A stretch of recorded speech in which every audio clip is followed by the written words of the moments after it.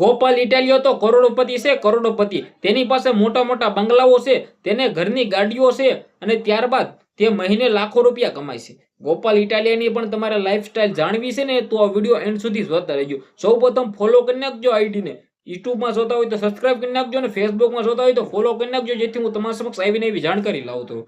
તમે બધા લોકો ડેલી વિડીયો જોવો છો, ફોલો નથી કરતા, સબસ્ક્રાઇબ નથી કરતા, રાહ કોને જોવો છો? જલ્દીથી સબસ્ક્રાઇબ ને ફોલો કરી નાખો. હાલ મિત્રો ગોપાલભાઈ ઇટાલિયા વિસાવદરના એમએલએ છે, ધારાસભ્ય છે. 2000 ને આપણે ગયા સાલની અંદર ભાઈ બન્યા છે એમએલએ. આ સાલમાં બન્યા કે ગયા સાલમાં બન્યા ખબર નહીં, પરંતુ એમએલએ બન્યા છે વિસાવદરના. હવે વિસાવદરના એમએલએ બન્યા, સૌ પ્રથમ આપણે વાત કરીએ તો એમએલએ નો પગાર 1,35,000 થી 1.5 લાખના ગાળાની અંદર હોઈ શકે છે, અને ભાઈ હોય પણ છે. ગુજરાતની અંદર જેટલા પણ ધારાસભ્ય છે તે બધાનો પગાર લાખોની અંદર છે. એટલે ગોપાલભાઈ ઇટાલિયા પણ ઓલરેડી મહિને લાખો રૂપિયા તો કમાય છે એવું ગણી નાખી. હવે ગોપાલ ઇટાલિયા છે કોણ?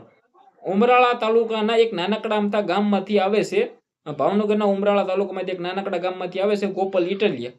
પોતે મિત્રો વાત કરીએ તો પોતાની માતા સાથે રહેતા હતા, પોતાના પિતા અલગ થઈ ગયા હતા. આ બધી કહાની છે, તમને બધા લોકોને ખબર ન હોય તો આવનારા ટાઈમની અંદર લાવતો રહેશે. પરંતુ ગોપાલ ઇટાલિયા નાનેથી જ હોશિયાર હતા, અને ભણવામાં પણ હોશિયાર હતા. ભાઈ તે ક્યાંક ને ક્યાંક આપણે વાત કરીએ તો સૌ પ્રથમ તો તેને ભાઈ હીરા ઘસવાનું કામ પણ કર્યું. 3 વર્ષ હીરા પણ ઘસ્યા, કોન્સ્ટેબલ પણ બન્યા હતા, પોલીસ કોન્સ્ટેબલ. ત્યારબાદ તે એડવોકેટ વકીલ પણ બન્યા હતા. પરંતુ આ બધાની વચ્ચે તેનો કંઈક મગજ જ અલગ હતો. ગોપાલ ઇટાલિયાનો મગજ જ અલગ હતો કે મારે કંઈક કરવું છે, એટલે કે રાજકારણની અંદર એન્ટ્રી કરી તેને. સૌ પ્રથમ તો ક્યાંક ને ક્યાંક સુરતમાં હતું, જે થયું હતું તમે બધા લોકોએ જોયું નહીં. ત્યારબાદ વિસાવદરની આવે છે. વિસાવદરની અંદર તેને ટિકિટ મળે છે આપ પાર્ટીમાંથી, અને ગોપાલ ઇટાલિયાને હરાવવા માટે વિસાવદરની અંદર ભાજપના તમામ નેતાઓ મેદાનમાં ઉતરી ગયા હતા, સપોર્ટ કરવા આવ્યા હતા, પ્રચાર કરવા આવ્યા હતા. અને છતાં ત્યાંથી ગોપાલ ઇટાલિયા 50 થી 60,000ના લીડે મતથી ભાઈ ગોપાલ ઇટાલિયા જીત્યા છે. વિસાવદરની અંદર તો હાહાકાર મચી જાય છે કે ગોપાલ ઇટાલિયા એમએલએ બની ગયા, ધારાસભ્ય બની ગયા.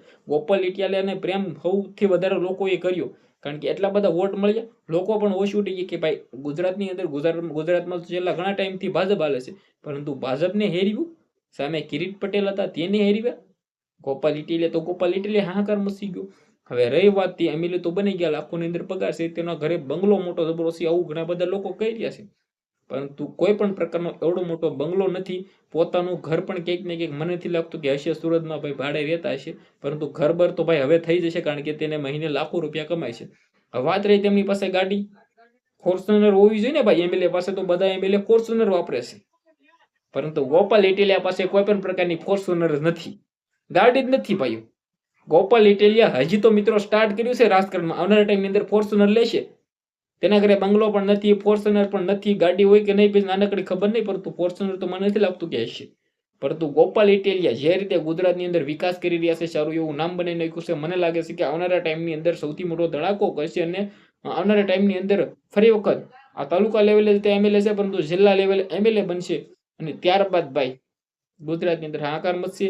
બાકી 2027ની અંદર ચૂંટણી પણ આવી રહી છે મુખ્યમંત્રીની. તેમની અંદર મને લાગે છે કે જુનાગઢમાં તેને ટિકિટ મળે તો જુનાગઢમાંથી લડશે. બાકી વિસાવદરના એમએલએ તો છે જ તે.